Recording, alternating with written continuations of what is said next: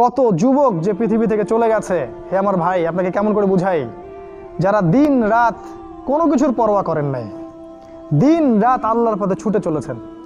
ওই খালিদ বিন ওয়ালিদ রাদিয়াল্লাহু আনহুকে দেখেন, তিনি মৃত্যু সজ্জায় বলেছিলেন যে আমি জাহাদতু কাযা ওয়া কাযা, আমি যে কতই না যুদ্ধ করেছি আল্লাহর পথে, আমার শরীরে এমন একটা দাগও নাই যেখানে মানে একটা জায়গাও বাকি নেই আমার শরীরের মধ্যে যেখানে কোনো তরবারির আঘাত নাই বা বর্ষার ছোঁয়া নাই।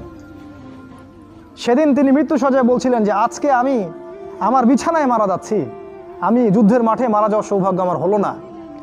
ফালা নামাত আইনুল জুবালা, তিনি বলেছিলেন যে পুরুষদের দু চোখ যেন কখনো না ঘুমায়।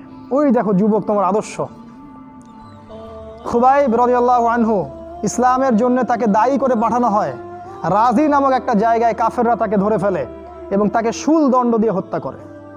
খুবাইব রাদিয়াল্লাহু আনহুকে যখন শুল দেওয়া হচ্ছিল, তিনি বলছিলেন, এই কবিতাটা ভালো করে পড়বা, রাহিকুল মাকতুম বই আছে, লাস্তু উবালিহি না উক্তালু মুসলিমান। তাকে যখন শুল দণ্ড দেওয়া হচ্ছে, শুল দণ্ড মানে বোঝো, পিছন দিয়ে মানে লৌহ দণ্ড প্রবেশ করিয়ে মাথা দিয়ে বের করে দিত, কঠিন দণ্ড, একটা ফাঁসি টাসির চেয়েও ভয়ঙ্কর। এই শুল দণ্ড তাকে দেওয়া হচ্ছে এবং বলা হচ্ছে, তুমি কি চাও তোমাকে ছেড়ে দেই আর মুহাম্মাদকে তোমার জায়গায় শুলদণ্ড দেই? কাফেররা বলেছিল। আর এই যুবক বলেছিলেন যে আমার জীবনের বিনিময়ে নবীর একটা চুলের আঘাত পাক, সেটাও আমি চাই না। দোয়া করছে, আল্লাহ আমার মৃত্যুর সংবাদটা নবীকে পৌঁছে দিও। আল্লাহ পাক সেটা পৌঁছে দিলেন। রাসূল মদিনা থেকে খবর পেয়ে গেলেন যে খুবাইবকে হত্যা করা হয়েছে। তিনি তখন কবিতা আবৃত্তি করছিলেন যে লাস্তু উবালিহি না উক্তালু মুসলিমান, আমি কোনো পরোয়াই করি না যখন আমাকে মুসলিম হিসেবে হত্যা করা হচ্ছে। আলা আই জামিন কানা লিল্লাহি মাসরাই, আমাকে যেদিকেই পাশ ফেরানো হোক না কেন সেটা আল্লাহর জন্যই। ওয়াযালিকাল ইলাহু ওয়া ইয়াশা, এবং তিনি হচ্ছেন এমন ইলাহ যিনি যদি চান ইউবারিক আলা ফি কুল্লি শিলুই মিমাসা, তাহলে তিনি প্রত্যেকটা আমার গোশত টুকরা হাড্ডির মধ্যে বরকত দিতে পারবেন। এই কবিতা বলতে বলতে তার জান চলে যায়। এই যে তোমার আদর্শ, কখনো ভেবেছো তাদেরকে নিয়ে? তারা তোমাদের সুপার হিরো। আজকে ফ্যান্টাসির জগতে সুপার হিরো খুঁজে বেড়াও তোমরা। তোমরা রাসূলের আদর্শ গ্রহণ করার সৌভাগ্য হলো না, খালিদ বিন ওয়ালিদকে দেখতে পারলে না। ওমর ইবনুল খাত্তাব এমন বীর, যার সামনে 10 জন 15 জন কিছুই না, তরোয়াল নিয়ে বের হয়েছেন নবীকে হত্যা করবে। পথিমধ্যে শুনলেন কি তার বোন ভগ্নিপতি ইসলাম কবুল করেছে, চললেন বোন আর ভগ্নিপতিকে আগে মারবো তারপর নবীকে। সেখানে গিয়ে শুনলেন কোরআন তেলাওয়াত করা হচ্ছে, কান লাগিয়ে শুনলেন কি তেলাওয়াত করা হচ্ছে।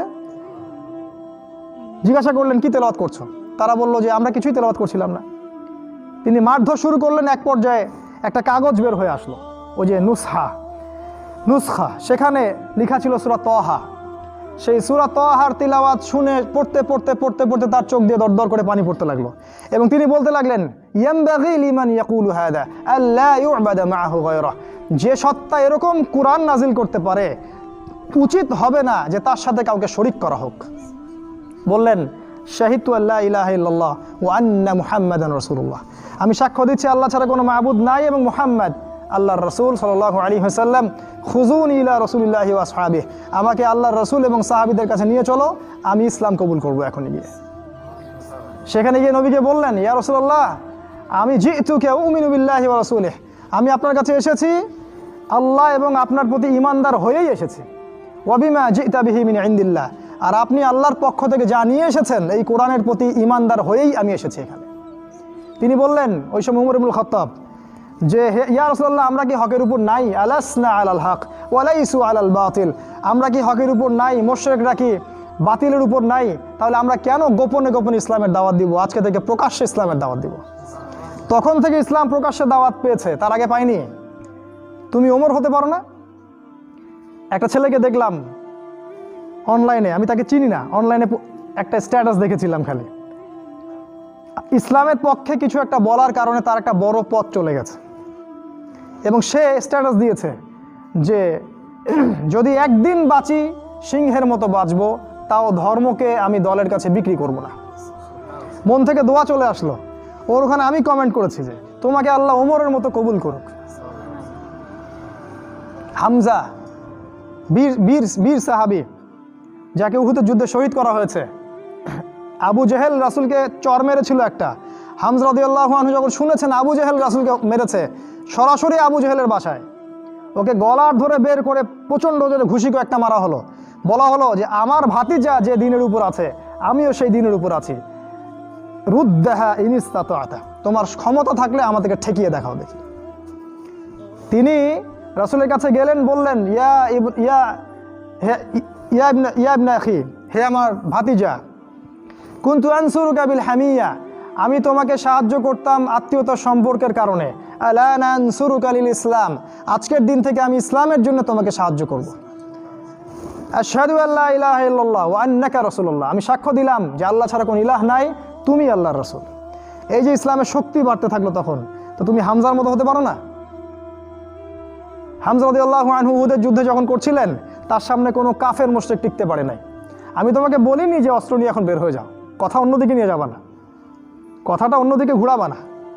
এখন তো মিডিয়ার যুগ, কথা অন্যদিকে মানুষ ঘুরায় খুব সহজে। আমি বলেছি তোমার এই চেতনাটা নাই, তুমি হামজার মতো চেতনা ধারণ করতে পারো না, উমরের মতো চেতনা ধারণ করতে পারো না। অসংখ্য সাহাবী ছিলেন এরকম। মুসআব বিন উমাইর এত ধনী সাহাবী ছিলেন, যার আতরের খুশবু ছিল আরবের সবচেয়ে দামি আতরের খুশবু। ইসলাম কবুল করে সব ছেড়ে দিলেন, এক পোশাকে তাকে কবর দেওয়া হয়েছে উহুদের মাঠে। মানে তাকে যখন শহীদ করা হয়, তার দেহের মধ্যে এতগুলো তরবারির দাগ ছিল, তুমি কল্পনাও করতে পারবে না। এই সাহাবীকে রাসূল সাল্লাল্লাহু আলাইহি ওয়াসাল্লাম যখন দাফন করলেন, তাকে দাফন করার জন্য কোনো কাফন পাওয়া যাচ্ছিল না, ঘাস দিয়ে তাকে দাফন করা হয়েছে। এই হলো মুসআব বিন উমাইর রাদিয়াল্লাহু আনহু। কত সাহাবী চলে গেছেন এমন দুনিয়া থেকে, কত বীর যোদ্ধা চলে গেলেন পৃথিবী থেকে, আজ পর্যন্ত তোমাদের এই আদর্শগুলো তোমরা অর্জন করতে পারলে না। তোমরা এখনও সেই পশ্চিমা সভ্যতার গোলক ধাঁধায় পড়ে আছো। ওই ইহুদি, ওই খ্রিস্টান, ওই দাজ্জালের অনুসারীরা যা শিখাচ্ছে তাই শিখছো, যা গিলাচ্ছে তাই গিলছো, মিডিয়া যা দেখছো তাই বিশ্বাস করছো। আল্লাহ পাক তোমাদের সবাইকে যেন ইসলামের দিকে হেদায়েত দান করেন, ফিরিয়ে নিয়ে আসেন। আল্লাহুম্মা আমিন।